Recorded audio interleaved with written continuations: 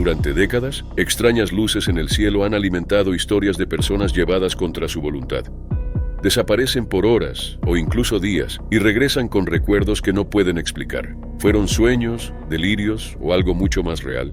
Aquí veremos 5 de los secuestros extraterrestres más inquietantes jamás registrados, encuentros que aún dejan a los investigadores con más preguntas que respuestas.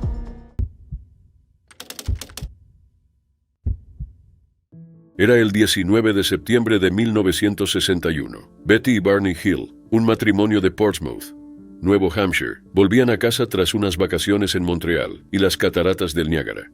Betty era trabajadora social y Barney trabajaba en el Servicio Postal de Estados Unidos. Ambos eran activos en derechos civiles, asistiendo a reuniones de la NAACP y a su congregación unitaria. También eran una pareja interracial en una época en que eso era poco común y peligroso. Betty era blanca y Barney era negro. Sus vidas eran estables y estructuradas. Pero esa noche lo cambiaría todo. Mientras conducían por un tramo solitario de la Ruta 3 en la zona rural de Nuevo Hampshire, cerca de las 10 de la noche, la carretera estaba oscura y vacía. Planeaban llegar a casa hacia las 2 de la mañana.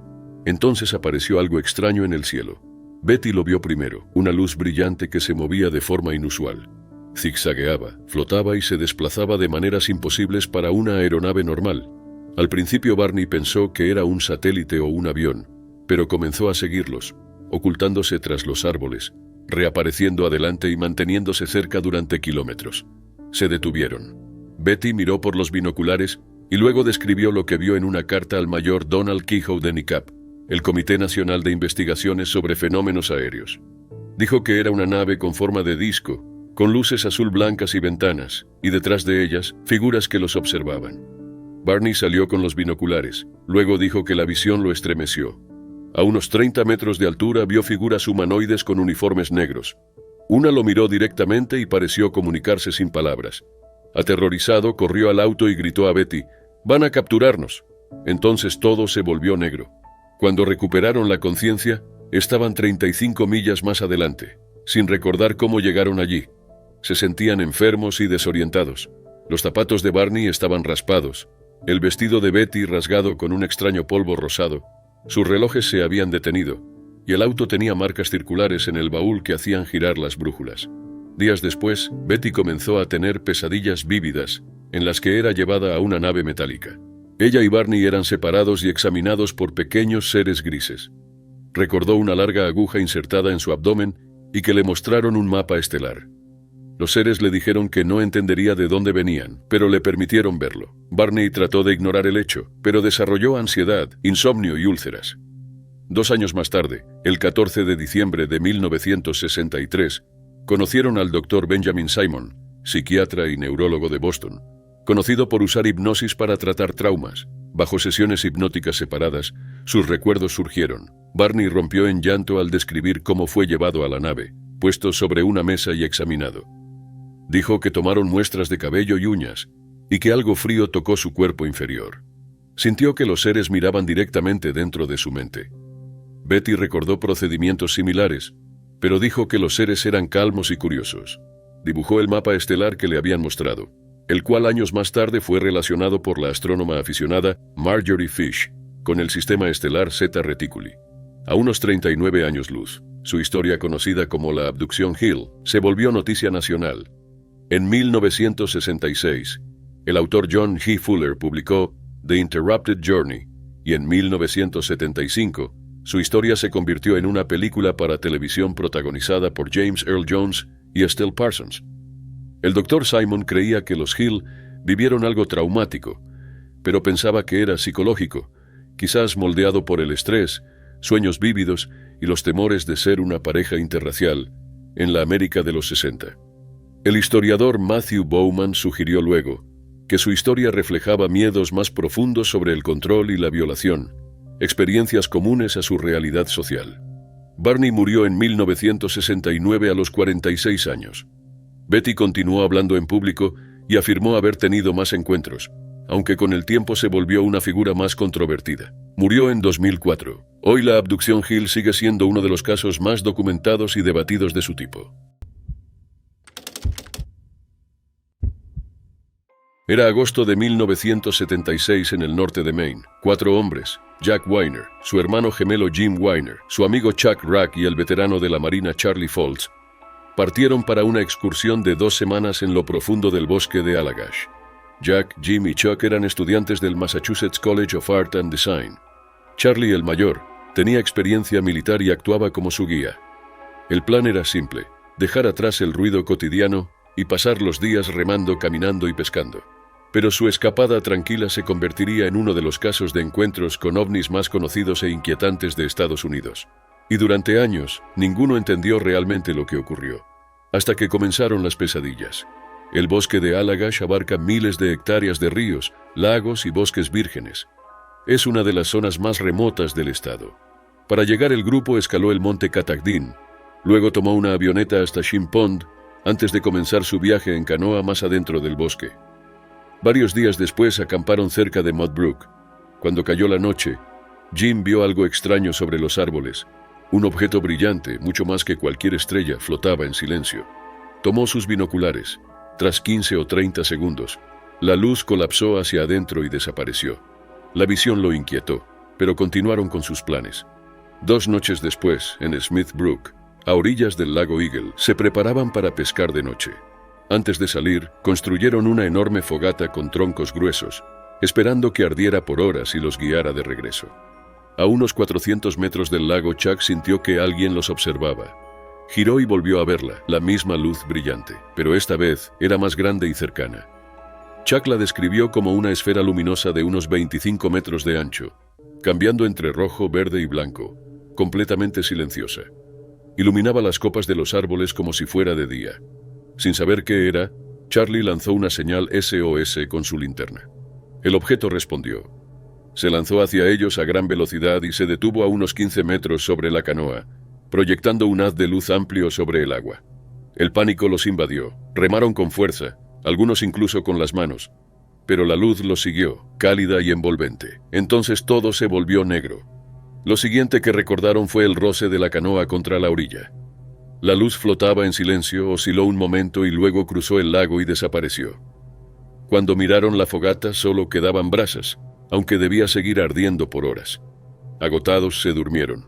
Continuaron la expedición sin más incidentes hasta regresar a casa. Pero al volver, Jack empezó a tener pesadillas. Estaba en una habitación brillante y desnudo, con Jim, Chuck y Charlie inmóviles. Figuras oscuras se acercaban. Años después, Jim confesó tener los mismos sueños: seres sombríos, parálisis y la sensación de que algo les habían hecho. Más de una década después, Jim contactó al investigador de ovnis Raymond Fowler. Bajo sesiones hipnóticas separadas, los 4 describieron haber sido llevados a bordo de la nave. Un lugar frío y metálico, con mesas plateadas, pasillos estrechos y seres de cuellos largos, cabezas grandes y ojos ovalados oscuros. Estaban paralizados, desnudos y fueron examinados mientras escuchaban el mismo mensaje mental. No tengas miedo, haz lo que decimos. Luego fueron devueltos a la canoa. Sus dibujos coincidían. Todos pasaron las pruebas del polígrafo. Fowler publicó su historia en 1993 en el libro The Allagash Abductions. Aparecieron en programas como Unsolved Mysteries. En 2016, Chuck dijo dudar de algunas partes, pero confirmó que vio la nave. Las abducciones de Allagash siguen siendo uno de los casos de ovnis más detallados de Estados Unidos. No se hallaron pruebas físicas, pero 4 hombres entraron en el bosque y regresaron cambiados.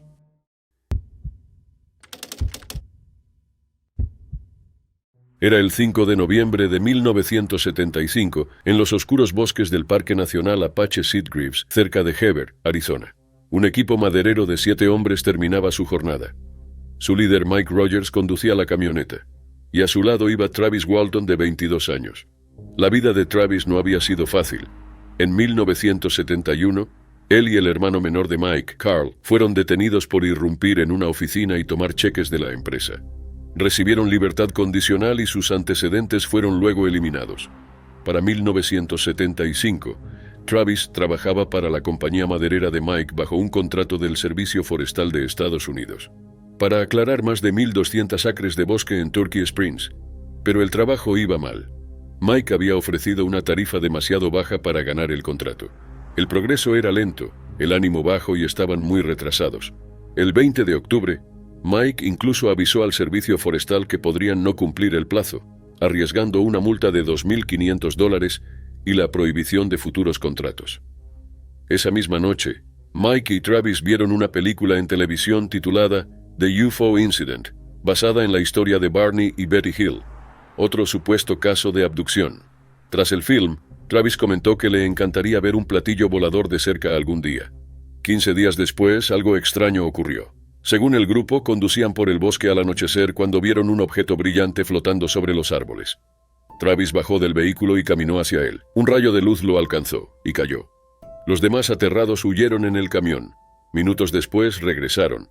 Pero Travis había desaparecido y el objeto también. A las 7:45 de la noche llamaron a la policía. El sheriff Marlin Gillespie y el ayudante Kenneth Copeland los encontraron en Heber. La búsqueda comenzó y se extendió más allá de la medianoche, pero no hallaron rastro de Travis.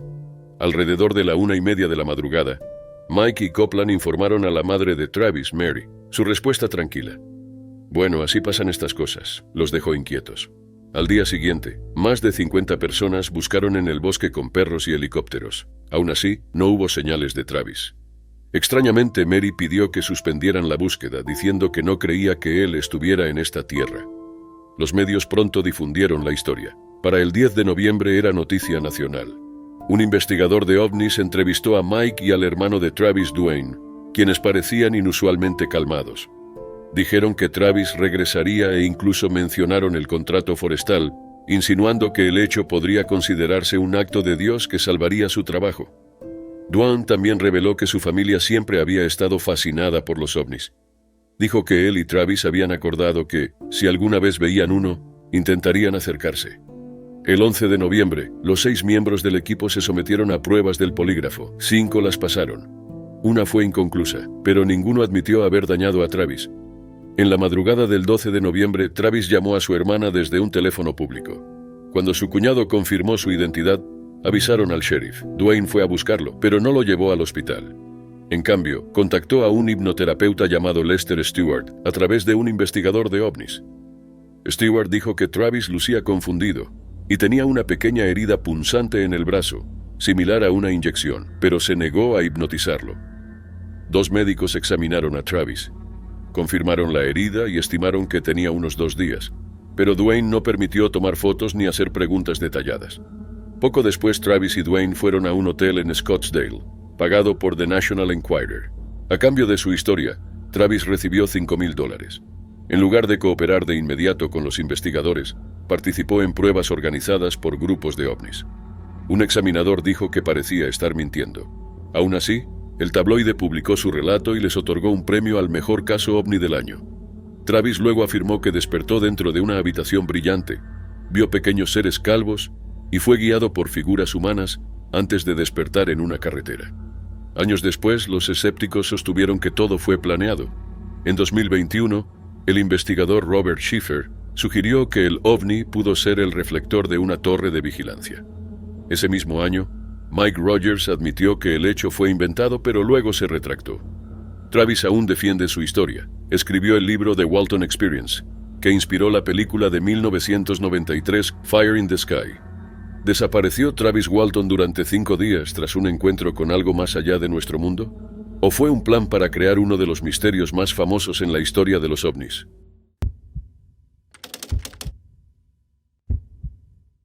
Era el 11 de octubre de 1973 en Pascagoula, Mississippi. Charles Hickson, un capataz de astillero de 42 años, y su compañero de trabajo de 19, Calvin Parker, pescaban en la orilla oeste del río Pascagoula. Estaba oscuro y tranquilo, y ambos esperaban una noche pacífica tras el trabajo, pero en lugar de pescar, vivirían algo que los marcaría para siempre. Alrededor de las 8 de la noche, un hombre llamado Larry Booth llamó al departamento del sheriff. Reportó un objeto extraño volando con luces de colores parpadeantes. Se movía rápido por el cielo, y Booth dijo que no era nada parecido a una aeronave común. Solo era el comienzo.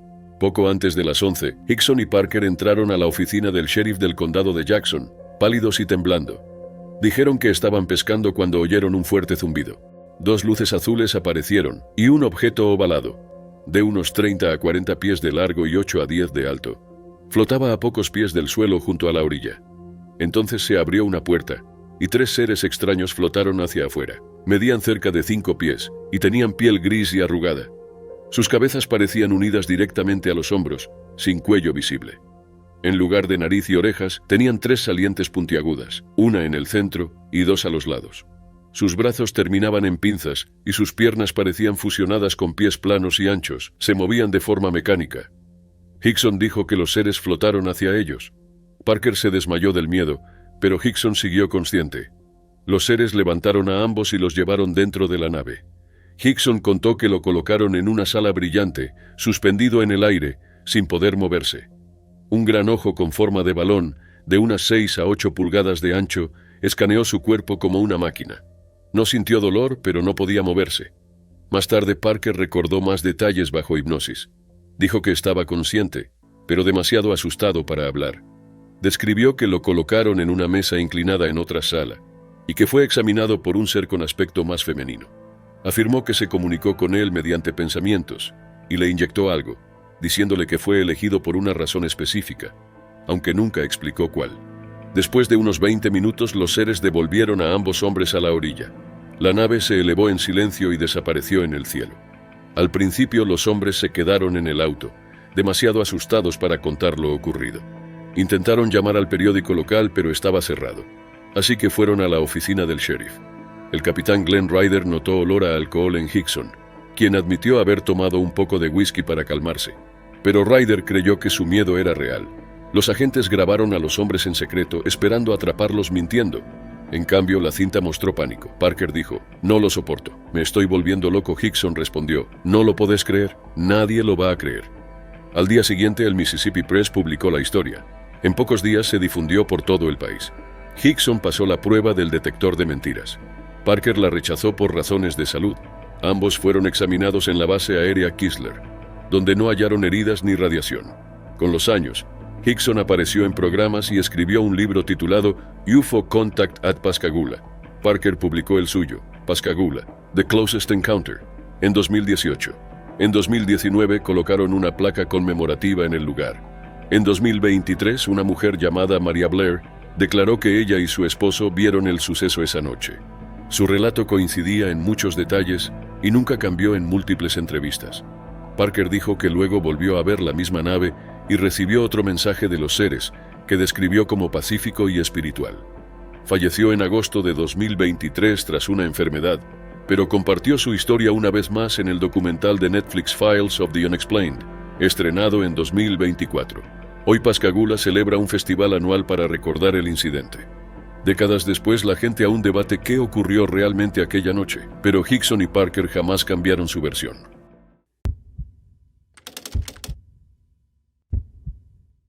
Era la noche del 16 de octubre de 1957, en las zonas rurales de São Francisco de Sales, Brasil. Antonio Vilas Boas, un agricultor de 23 años, trabajaba tarde en sus campos. Solía hacerlo de noche para evitar el intenso calor del día. Aquella noche estaba solo, arando con su tractor, sin saber que estaba por vivir uno de los primeros y más inquietantes casos de abducción alienígena registrados en la historia. Antonio provenía de una familia agrícola acomodada. No era el trabajador sin educación que muchos supusieron después. Era ambicioso y ya estudiaba por correspondencia para ser abogado. Pero lo que vivió esa noche eclipsaría todo lo demás en su vida. Mientras trabajaba, Antonio notó una estrella roja brillante moviéndose de forma extraña en el cielo. Al principio parecía lejana, pero pronto creció y se volvió más luminosa mientras descendía hacia él. Entonces comprendió que no era una estrella. El objeto tenía forma de huevo, con una luz roja al frente y una cúpula giratoria arriba. La nave flotó sobre el campo y bajó 3 patas, como preparándose para aterrizar. Antonio entró en pánico, giró el tractor para huir, pero el motor se apagó de golpe. Las luces se extinguieron. Sin otra opción, saltó y corrió a pie. No llegó lejos. Una pequeña figura, de unos 5 pies de alto con casco y mono gris, lo sujetó. Su voz era aguda, áspera, nada humana. 3 más se unieron, y entre todos lo dominaron, arrastrándolo hacia la nave. Dentro, Antonio fue conducido por un pasillo metálico. Le quitaron la ropa y cubrieron su cuerpo con un gel espeso y transparente. Luego lo llevaron a una sala marcada con símbolos rojos extraños, que más tarde memorizaría y reproduciría para los investigadores. Los seres le extrajeron una muestra de sangre del mentón. No emitían sonidos humanos, solo chasquidos y gruñidos. Después lo dejaron solo en otra habitación. Un gas comenzó a llenar el aire, haciéndolo sentir débil, mareado y con náuseas. No entendía por qué le pasaba eso. Tras unos 30 minutos la puerta se abrió. Entró una nueva figura, una mujer más parecida a un ser humano. Tenía grandes ojos azules con forma de gato, largo cabello rubio platino y vello rojizo bajo los brazos y alrededor de la cintura. No habló. Antonio relató que lo que siguió fue un encuentro físico no deseado. Ella lo mordió en el mentón, pero no lo besó. Al terminar sonrió, se frotó el vientre y señaló hacia arriba, como indicando que llevaría un hijo lejos de la tierra. Antonio se sintió usado, como parte de un experimento de reproducción. Luego los seres regresaron. Le devolvieron la ropa y lo dejaron caminar por parte de la nave. Vio distintas salas y dispositivos, e intentó tomar un objeto parecido a un reloj como prueba, pero se lo impidieron. Sin aviso lo llevaron afuera. La nave se elevó al cielo y desapareció. Habían pasado 4 horas. En los días siguientes, Antonio desarrolló síntomas graves: náuseas, debilidad, dolores de cabeza, ardor en los ojos, falta de apetito y lesiones en la piel que supuraban un líquido amarillento. Meses después, contactó al periodista José Martins, quien lo envió a Río de Janeiro para exámenes médicos. El doctor Olavo Fontes diagnosticó síntomas compatibles con exposición a radiación, aunque sin fuente aparente. Para 1958, su historia ya era pública. Tras el famoso caso de Betty y Barney Hill en 1961, muchos volvieron a mirar el relato de Antonio como uno de los primeros informes modernos de abducción. Jamás cambió su versión, incluso después de convertirse en abogado y formar una familia. Los escépticos dijeron que se inspiró en un artículo similar de una revista brasileña, o que buscaba atención, pero su familia era rica y él estaba instruido. Siempre dibujó la nave, los símbolos rojos y narró los hechos sin contradicciones. Antonio Vilas Boas murió en 1991, sin negar nunca lo ocurrido. Su historia sigue siendo uno de los casos de abducción más debatidos de la historia y marcó cómo se recuerdan estos relatos hoy.